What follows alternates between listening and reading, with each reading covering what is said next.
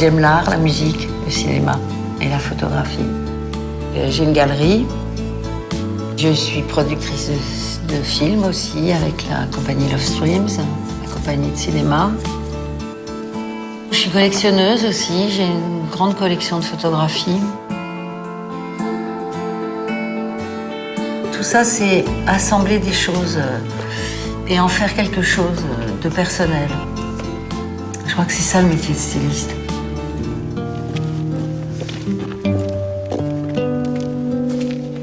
La beauté m'a toujours consolée, de la musique, de la peinture. Ça m'a toujours consolée, ça m'a toujours servi de quelque chose pour me remettre de l'adversité.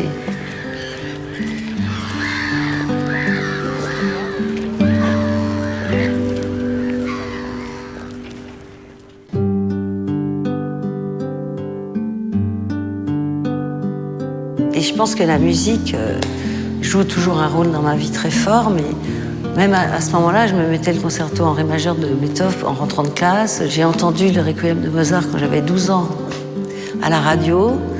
Et je me suis dit non, c'est trop dur, j'ai envie de mourir et d'aller voir Mozart au ciel. Puisque je suis très croyante et que tellement la vie était quand même difficile, dure tous les jours, tous les jours. Les inspirations, elles peuvent venir du cinéma ou de gens que j'aurais aimé habiller au cinéma.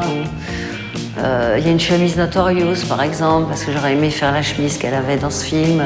Je pense à des femmes comme ça, que j'admire, qui m'émeuvent. Je pense à des vêtements que j'aimerais leur faire. Pour les hommes, c'est un peu pareil. J'habille beaucoup de musiciens. J'habille tout le temps des musiciens.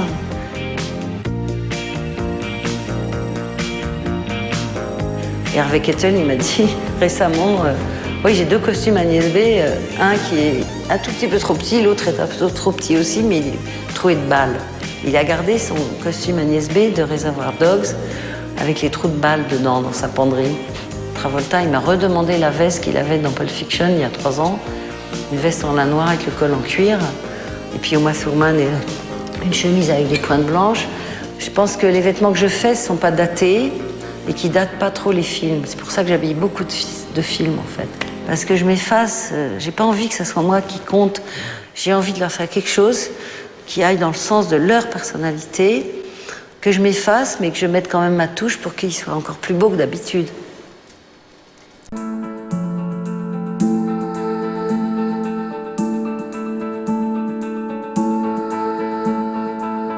Et puis je fais des choses autres pour...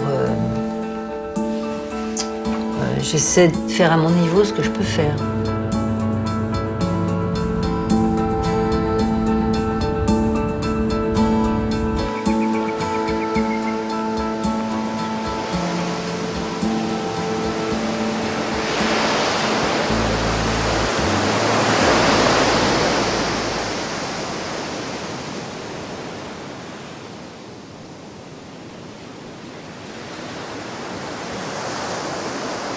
Tu fais énormément de choses, ce sont des activités très différentes, ça consomme énormément de temps.